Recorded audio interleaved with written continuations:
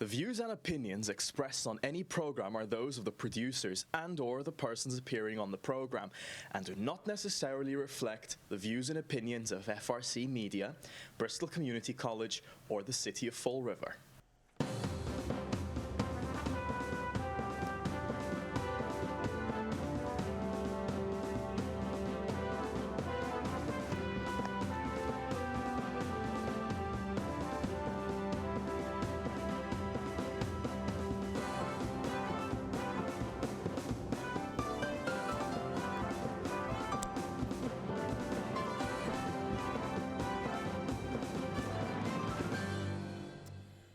Well, hello. Welcome to Spindle City Straight Talk. I'm Chip. And I'm CJ. And it's Wednesday after another epic city council meeting. The city council meeting was absolutely ridiculous last night. And I'm going to tell you right now, if Richard Cabeceiras even had a snowball's chance in hell of an election to mayor, last night he blew it. The first rule of thumb, and we do it all the time in this studio, we tell people, every mic should be considered live. I just went over the video because I have the video here. I could not hear it anywhere, but he basically told City Councilor Camara to kiss his ASS. See, and that's the thing. When you get these things, you don't get a definitive, when it's not really clear. It wasn't his, it was the political administration. Yeah, kiss the administrations. Right. But, yeah, keep kissing the administrations, but right. Which may actually be a sentiment shared by a very large percentage of this community. Exactly. But you don't say it in front of an open mic because, then again, you know something? The people who think that he got stronger with.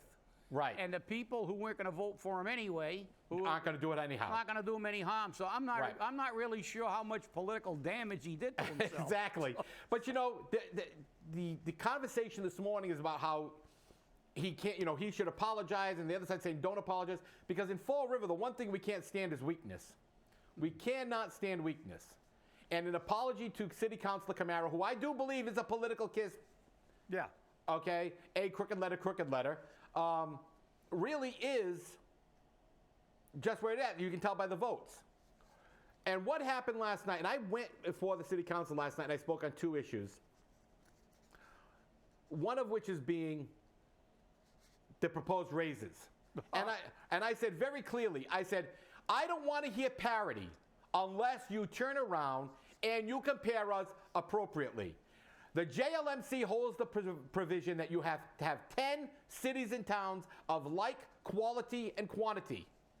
You got to have the same population, the same income levels. It's called the universe. Okay. In their jargon, they say you've got to present the universe of yourself and 9 other communities of similar size, and obviously they're within that universe. There are parameters, and I'll get into that a little later after you get through. So. But you know, and I said before you consider these pay raises, before you consider these position changes, consider that when you're considering parity. And then I digressed into residency status. Okay? And I went into that very clearly. And I said to them, why don't you start at the 6th floor and work your way down? Our mayor violates city ordinance. He violates the law. There might not be a 6th floor if they do that. Okay, well, exactly. Not only are we talking in the mayor's office, we're also talking in legal, we're talking in every department in the city. According to the law, anyone hired after November 15th, 2012 must establish residency within 18 months of taking the position. Yeah, but you remember one thing, CJ. Laws only apply to the poor people. Taxes only apply to the poor people. The rich don't pay taxes. They got a million loopholes. The poor don't pay taxes. So it's, you know, the people who work and slave and scrape to try to get their money, they have to sit back. And they can't go to their boss and say, hey, I want a pay raise, and I don't care if you're not making as much money this year. You know, and the ironic part about it is, as you said, they distort the truth. I remember going back years ago when they were trying to change the mayor's salary, and they were bringing in communities like San Francisco. And it was like, look, I know how the JLMC works. I went to the JLMC twice, not once, but twice. And in both cases, we won. Well, we had to present 10 cities and towns. But this is where I talked, a year or two ago in front of City Council about a tale of two cities. We have two distinct cities. We have the cities of the politically connected, and we have the city of the rest of us. The rest of us get the poo-poo, because when you go to the JLMC, you have to present that universe. You can't put in communities like Boston because, number one, Boston is so much larger. They have so much more money because they have it's the capital city. All the major industries are there, basically headquartered either in Boston or Cambridge, which Cambridge is almost like Boston. It's separated by the Charles River, but realistically, Cambridge is also the second wealthiest city of our size behind Newton. But therein we get the reality of what the real people have to deal with. When I went into the JLMC and we were 10th or 9th in salary out of the 10 communities, if I would have said, my proposal is that we get parity with Newton and Cambridge, we would have lost that arbitration. Because the first thing you have to prove is ability to pay. If I would have asked for that kind of money, why have we got a computer? I have no idea what happened. Yeah, if I would have asked for parity with Newton or Wellesley, the arbitrator would look at the finances of Newton and Wellesley and Cambridge and looked at Fall River and said, they can't afford this, so I'm going to have to rule in their favor. That's why when you actually negotiate and you have to prove that you deserve something, you have to be realistic. So you had to try to move up from the bottom of the pack, kind of to the middle of the pack. And you had to use communities that were not only similar in size, but similar in economies. Our economy is not like Newton's. They have 10,000 more businesses. The average income in Newton is over $100,000 a year. Ours is the lowest in the state. It's apples and oranges. And when you use communities like that for parity, you're trying to give your friends a gigantic pay raise. It doesn't apply to everybody else. The people at the bottom are taking 0, 0, and 2. The people at the top are getting $30,000, $35,000. Insensitivity in this budget to the taxpayer is paramount. We're going to put on our site a list of all the different pay raises that were proposed by the mayor. Here we are, taxes getting raised to the max, fees getting raised to the max, permits being raised to the max. The city's bond rating just got dropped because of irresponsibility and lack of fiduciary oversight. That was the states. That was the states. I know, that's what I'm saying, Yep. the state. I said Yep. the state. Yep. And what do? We mimic the same thing the state does. We propose a budget that's overspending, overestimating income and revenue, and setting us up next year for deficits. And at next year's, they'll be talking about cuts again. It'll be, oh God, we got to cut police, we got to cut fire, we ran out of money. All these projections were off, and everybody knows that. 4 out of 5 people who looked at these numbers, and the only person that agreed was Mary Sahadi, and they were her numbers, said these are gross over projections Yes. in incoming revenue. So the state went in the toilet because the state runs it like, hey, screw the taxpayer. We just keep spending money, give ourselves pay raises, and give everybody we know pay raises, and then we'll worry about it later. Well, later came, they dropped the bond rating. Guess what's going to happen in Fall River? It's an insult to the people of Fall River to be giving out these types of raises, and I got to say this before I wrap this little segment of my rant up, only government has the audacity to think that we're so stupid that we can believe what they say. Do you realize what they're doing? They give someone a pay raise they don't deserve. They overpay them. Then after they overpay that person, they use that as justification to give somebody else a pay raise. They say, well, we gave her such a big pay raise, she's making more than the department head. So now we got to give the department head $40,000 so he can make more than her. Where in private industry do you give people pay raises they don't deserve without any increase in their duties and responsibilities just because they're there? You know, I didn't increase your workload. I didn't expand your duties. I'm just giving you 30 grand. And then you go, oh crap, look at this. Now her assistant's getting paid more than her. That's a justification to give her money she doesn't deserve. And you know why they can do that? Because it's not their damn money. If they walked into a private business and said, I want you to give everybody down there a $100 a week raise, and a business owner would say, well, number one, we're not making money. We're making less money this year than we made last year. And secondly, they're not doing any different amount of work. I can give them a little bit of a raise to keep up with inflation, but I can't give them $100 a week. And then after you convince him to give the people what they don't deserve, then you go back and say, oh, by the way, you got to give me a raise too, because now they're making almost as much as I am. That doesn't happen in the real world. It only happens in government, i.e. Milton Friedman.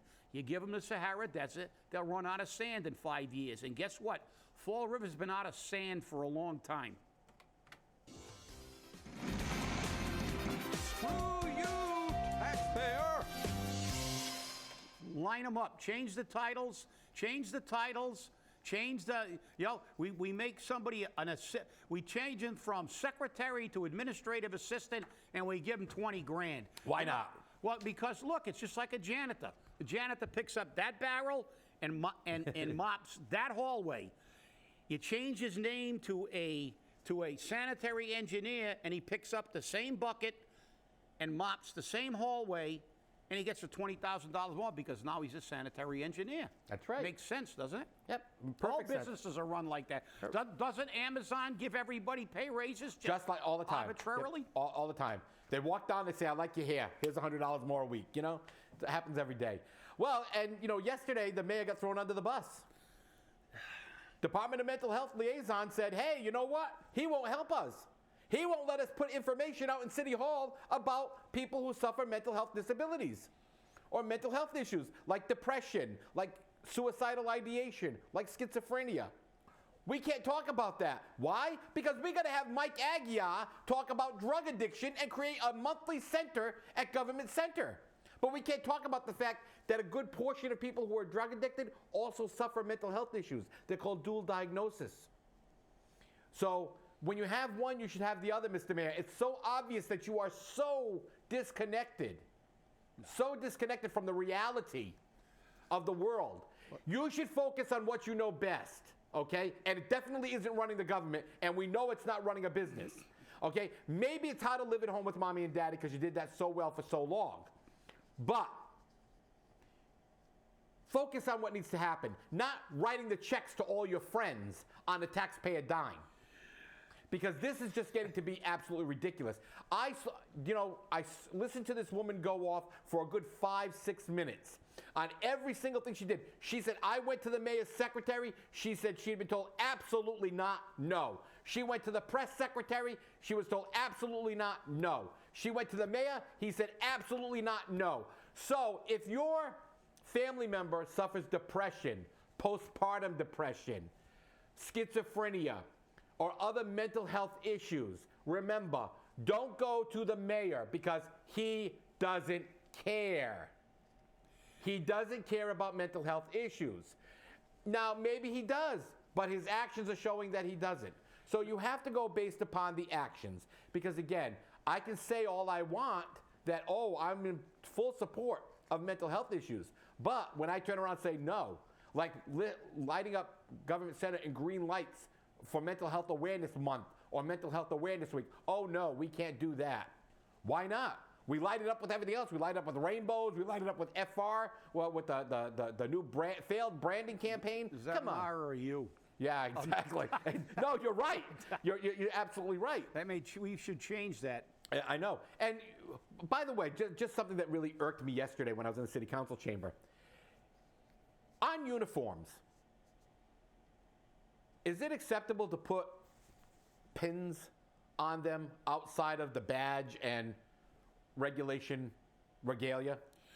I cannot comment on what the new if there are any new regulations, but technically the old regulations in the fire department only allowed, and I'm talking about the actual regulations, not Right. what they, and obviously sometimes there are things that are allowed to go against the grain, and why, I don't know. But the regulations say the only thing you wear fundamentally are your insignias of rank and a badge. Right. So that's the only pins that are technically in the old rules and regulations. Right. And I have a copy of them, and I knew them very well, obviously. Right. And the only thing you wore on your uniforms were insignias of rank, and your badge, if you were wearing a badge on the uniform that particular time.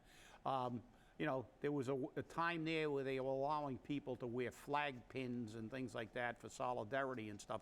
But technically, by the regulations, you're not supposed to be wearing, all kinds of little pins and things, because it actually has confusion. We had an individual who was wearing a pin, and people thought he was a chief because of the pin, and he was actually a firefighter. He wasn't even a lieutenant, let alone. And it caused some confusion. And but it is what it is. But to get back to the mayor is doing exactly what he's good at.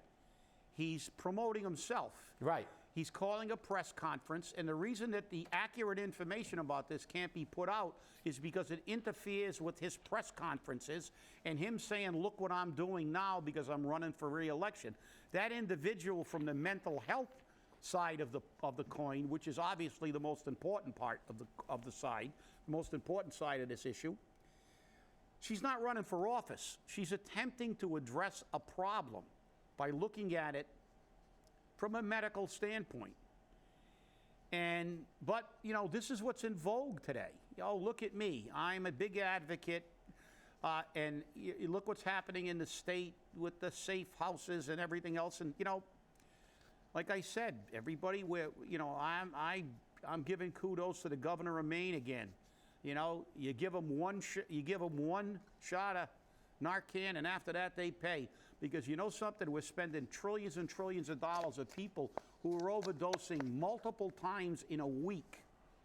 And to me, that's a choice. And you can argue that all you want. Nobody shoots cancer cells in their arm, as I said, and nobody shoots diabetes, cells into their arms. Those are diseases. You have no choice. I would much rather see the billions, not millions, the billions we're spending when we look at the federal level, the state level, and now the local levels in many cases, the billions, and will soon be trillions of dollars. I'd like to see most of that money diverted toward cancer research, toward something curing a disease, a real disease. My belief is you have medical coverage, they cover rehabs, and you get one chance, and you made your choice. After that first chance, and after that first shot of Narcan, as far as I'm concerned, you beat the odds. You didn't die. You shot yourself in the arm, and you were going to die if you weren't attended to, and you were. And if that revelation didn't change your life, if you didn't have an epiphany then, you're in deep trouble. And that's the reason that the vast majority of people never, ever get cured. I mean, that HBO special showed it. They had 6 people on a special. All of them, basically, a few of them even said they don't care. They're just going to stay on. Someone said they wanted it, they wanted to. And by the time that thing was aired, 3 out of the 6 had already overdosed and died. So, is it a terrible thing? Yeah. but so is cancer. And to me, when you're spending money on something and there's really we haven't made a dent in this. It's gotten worse. As I said, you had an individual that came to the city of Fall River and said, let's make an attempt to fix this. We might be able to fix this if we address the other psychological issues that contribute to addiction. You know, those decisions are predicated, as CJ said, on psychological issues, whether it's bipolar, you know, schizophrenia, whatever those issues are. Those are causal factors. And it may make it very difficult for that individual to beat it. And maybe rather than giving them Narcan a zillion times and sticking them in a revolving door of rehabs who make billions of dollars a year, maybe this is the right approach. Maybe this is what we should be looking at. Treating the psychological issues that lead them to try to escape into a needle. So, but you know, it's crazy. And again, the city is doing this, and it's window dressing. It's election year, and then we're going to give some other people some. Maybe they'll evolve into some nice high-paying jobs at some time. And what are they doing with this? They're basically just directing them to where they can get help. It's not going to be... Well, and I have a problem because in their trial program, they stated very clearly that several people were actually taken out of government center and taken to a detox facility or an area where they get help. Now, that borders on running a clinic without a license. Yeah. Okay, and I'm a medical practitioner, and I can tell you now what liability may be opened up because they're saying they have volunteers that are going to be staffing this. Now, obviously, we have police and fire that will maybe helping out. I doubt they're going to be volunteering, so there is going to be a cost associated with it. And I'm sure EMS will be present, and again, another cost associated with it. It's going to start on the 29th of June, and they said they got 23 people, 3 of which were taken out for service. They're talking about how Fall River is the third highest with opiate problems. Yeah. And Mike Aguiar said very clearly, that day, 21 people came for help. We ended up taking 3 people directly out of here for treatment. That is diagnosis. That is practicing medicine without a license. Okay? That is practicing medicine without a license. So unless you had a doctor there to transport them for treatment, to decide that they needed treatment, you're diagnosing. If they came in and said to you, hey, I need to go to a detox, that's fine. They're asking for help. They want to go to detox. You get an ambulance to transport them. Yeah. Well, you know, the thing I'm reading this article, it says those walking into City Hall will be greeted by a volunteer, usually a recovering addict, and directed to the organization most likely to give them help. You know, this seems to me to be just, you know, feel-good, fuzzy stuff. Yep, that's all it is. It's a redundancy. It's like, can I go to the City Hall and say, my tooth is hurting, and then you could say, well, you should go see a dentist. I mean, what is this? Do you really have to tell someone that's going to City Hall where they need to go? Most of these people know where most of the far better than we do. I know.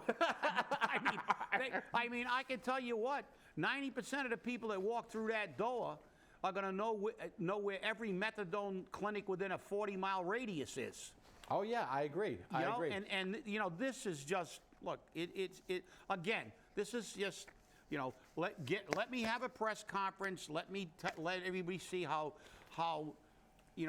sensitive I am to the plight of those who are addicted, and yeah, it's nice. But I mean, it's not, as you said, it's not a clinic. There are no technically medical professionals there. They don't have a center there where they have facilities to treat these people. So you're going to basically walk in and say, I'm a drug addict. Should I go to a drug clinic? Well, you know, I don't think, you know, we could just have somebody standing outside in City Hall with a sign saying, star this way, you know. Hey, there's an idea. New signs throughout the city. We'll put them up right at the entrances to the city on all the highway off-ramps. Star this way, methadone clinic that way, Narcan that way, and why not? I always said 195 has become heroin highway, and so now 24 is as well because they're shipping them down here from Boston. So they go 495 to 24, or 495 to 95 to 195. So those are your two heroin highways because they come to Fall River. Hey, we've proven it. They just broke up that ring a few weeks ago. Yep. And they were buying the bricks in Providence and tripling the price in Fall River. So, it's a growth industry in Fall River. Hey. I mean, what the hell? Might as well put my investment somewhere else. That's right. Well, something that Cape Cod. Remember the Barnstable incident? Let's send all the addicts to and homeless. That's right. We'll send them all to Fall River, all the homeless and the addicts. Well, now Cape Cod Republicans want to add a 5-cent deposit to nips. The little nips that had, for alcohol. Yeah. That all the drunks that can't afford to buy a full bottle get. And they want to do that to stop litter. Yeah. And who did it? Representative Hunt from Sandwich. I'm sure there's a lot of nip drinkers in Sandwich. Yeah, exactly. It's only going to hurt the derelicts in cities like Fall River. Oh shit, $5 on my nip. But here's the kicker. Cambridge Representative Marjorie Decker asked the committee to support her bill, H3394, and Senate 1832, that could eventually expand the bottle deposit law to include water and sports drinks, arguing it doesn't make sense that those beverages do not include a 5-cent deposit. Well, we want to tax the sugar in them. We want to put a deposit on them. By the time they'll run the industry right out of business. Leave it to Massachusetts. They'll destroy the sports drink industry. This is just getting odd and bizarre. And in all fairness, we received a press release earlier this morning from Kevin Reddy, and this is a joint statement from the Democratic Committees for Governor Jay Gonzalez and Bob Massey on the Fair Share Amendment. Last week, our state bond rating was downgraded for the first time in 30 years. The week before that, Governor Baker announced a $500 million budget deficit with 4 weeks left in the fiscal year. The governor's lack of response to the mess he's gotten us into is astonishing. This is another example of his consistent failure to address the deep structural problems in our economy. There's no plan and no apology. Today, Governor Baker has an opportunity to get off the sidelines and lead. At a time when so many are struggling to keep their heads above water, the Fair Share Amendment is a reasonable, modest step towards solving some of our most urgent challenges. It will lay the foundations for revitalized schools and public transportation. That's why we're calling on him to support the millionaire's tax. The people of Massachusetts deserve to know where Governor Baker stands. Does he support asking those at the top to pay more in taxes to support improvements to our education and transportation system that will benefit everyone or not? Again, another tax coming from a Democrat. How amazing. I am totally surprised. Yeah, and it's pretty nice that they're blaming the governor when he tried to lop $35 million off the budget by not giving the reps and senators their pay raise. The Democrats. Right? The Democrats. Yeah, the Democrats, exactly. So isn't that amazing that they're blaming the governor for overspending when it's as we hear in Fall River. He proposes, they dispose. Disposes, well, they've disposed a lot of money, and it's all been our money, and it just never ends. So it's a never-ending fight here. Please, I want everybody to go on our site or get the agenda from the council meeting and see all the changes in titles and all the pay raises projected in this year. And then when you go back to your boss, please bring a copy of the city council agenda and tell your boss, hey, see that? They can get a pay raise. Why can't I? Exactly. Yeah, because they don't pay for it. And the city council agenda is still listed on the city website, fallriverma.org, and it's listed under the city calendar. Hey, have a great day. We'll see you Friday. And remember, really stay angry now. Down with the budget.